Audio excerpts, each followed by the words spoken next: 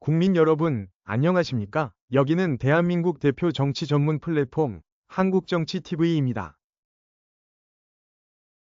이재명 민주당 대표는 지난 3월 26일 공직선거법 위반 사건 항소심에서 무죄를 선고받았습니다. 이날 이재명 대표가 항소심에서 무죄를 선고받자 국내 언론 매체들은 일제히 이재명 대표가 차기 대선에 출마하는 데 장애가 되는 사법 리스크에서 벗어났다고 보도했습니다. 그러나 국내 언론 매체들이 보도한 내용을 종합해본 결과 이재명 대표의 사법 리스크는 여전히 계속되고 있다는 결론이 나왔습니다. 실제로 이재명 대표는 이번에 항소심에서 무죄를 선고받은 선거법 위반 사건 이외에도 여러 개의 형사재판을 동시에 받고 있습니다. 게다가 재판 진행이 늦어졌던 사건들도 최근 준비 절차에 들어가는 등 재판의 속도를 내고 있습니다. 따라서 이재명 대표가 직접 법정에 출석해야 하는 재판의 수는 지금보다 더 늘어날 수도 있습니다.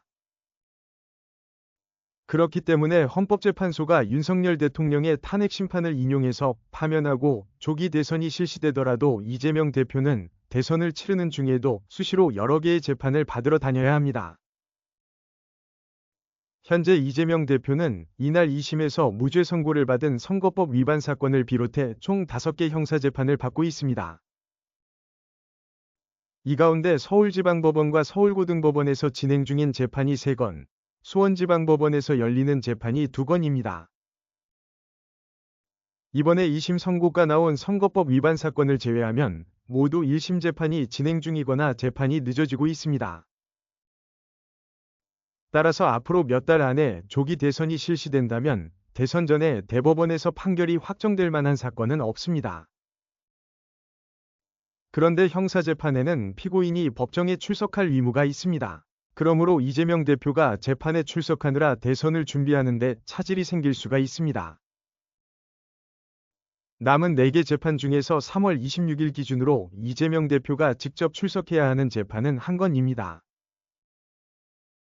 나머지 재판들은 아직까지 법정 출석 의무가 없는 준비 절차가 진행 중입니다. 하지만 이 재판들도 앞으로 진행이 빨라지면 이재명 대표가 수원과 서울을 오가면서 재판을 받아야 할 수도 있다. 이재명 대표 재판 중 가장 오래된 것은 2023년 3월에 시작한 대장동 재판입니다. 이 재판은 이재명 대표가 성남시장 재직 당시에 알게 된 직무상 비밀을 속칭 대장동 일당으로 불리는 민간업자들에게 누설의 이득을 챙기도록 했는지 등을 다투는 재판입니다. 이재명 대표의 위증교사 사건에 대한 항소심 재판도 지난 3월 11일 시작됐습니다. 한편 수원지법에는 쌍방울 대북 불법 송금 사건과 법카 유용 의혹에 대한 재판이 접수돼 있습니다.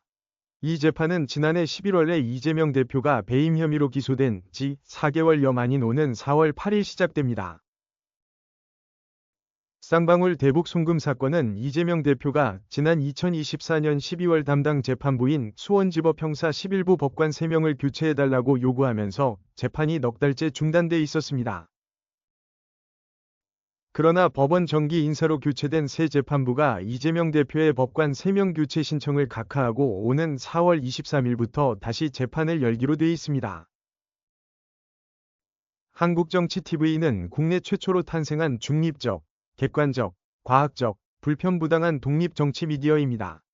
여러분의 구독과 알림, 자발적인 후원은 채널의 제작과 운영에 큰 힘이 됩니다.